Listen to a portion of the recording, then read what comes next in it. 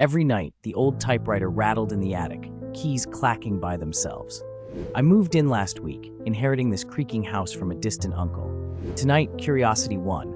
I climbed the stairs, flashlight trembling, and watched as invisible hands hammered out a message. Leave.